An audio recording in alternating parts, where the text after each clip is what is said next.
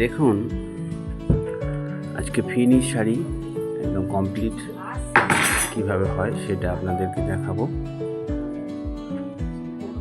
শুকানোর পর ফিনিশ হয়ে গেছে শাড়িটা। এর আগের দিনের বাঁধা দেখিয়েছি কীভাবে বাঁধতে হয় এবং কীভাবে রং করতে হয়। আজকে দেখো মোম তোলা এবং ফিনিশ করে কমপ্লিট করে রেডি হয়ে গেছে এগুলো। এরপর পালিশ হবে এবং বিক্রির জন্য সব বড় বাজারে চলে যাবে। ভাঁজ হচ্ছে দেখুন, এগুলো বান্ডিল হয়ে গেছে, চলে যাবে, চালান চলে যাবে কালার ম্যাচিং হয়ে।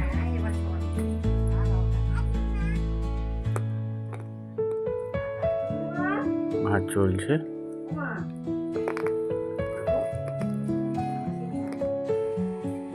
দেখুন মোম তোলা হচ্ছে, কীভাবে মোম তোলা হচ্ছে দেখুন। গরম জল করতে হবে প্রথমত, গরম জল করে নিয়ে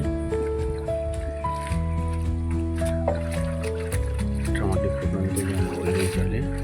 তারপরে এই মোমটা ছাড়বে, এইভাবে মোম ছাড়াতে হয় দেখুন।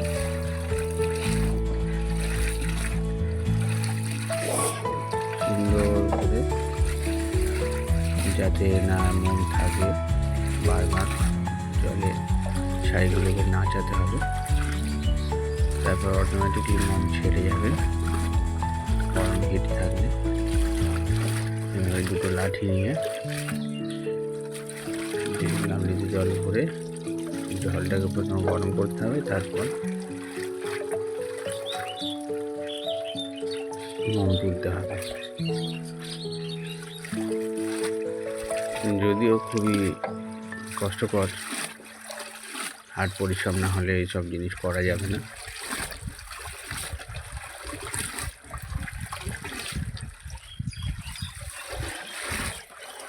দেখুন মোমগুলো খুব সুন্দর ছেড়ে যাচ্ছে গরম জলে ওয়াশ করার পর।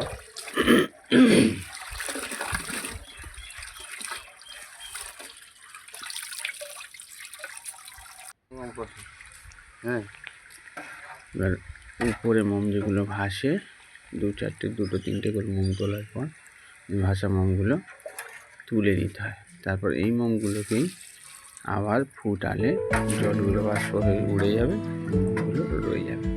এর সাথে নতুন মোম মিশিয়ে দিয়ে আবার কাজে পাঠানো হবে।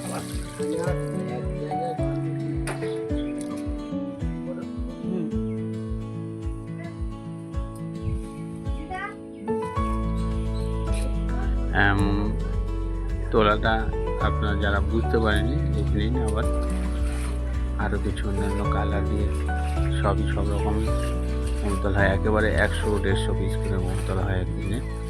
এদিকে দেখুন উনুনটা জ্বলছে। আগে কয়লার উনুনে হতো, এখন আমরা কাঠের উনুনে করি।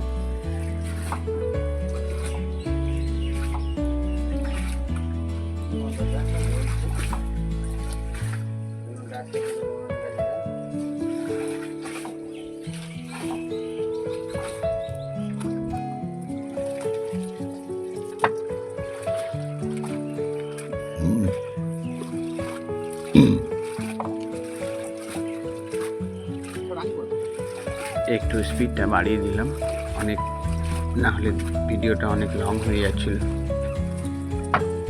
যাতে আপনাদেরকে তাড়াতাড়ি দেখানো যায় সম্পূর্ণটা। এবং ভিডিওটা আপনারা সম্পূর্ণ শেষ অবধি দেখবেন, তবেই বুঝতে পারবেন। কেটে কেটে দেখলে একদমই বুঝতে পারবেন না। আর যদি কোনো প্রশ্ন থাকে বা ঠিক বিষয়ে আমাকে কমেন্ট করতে পারেন।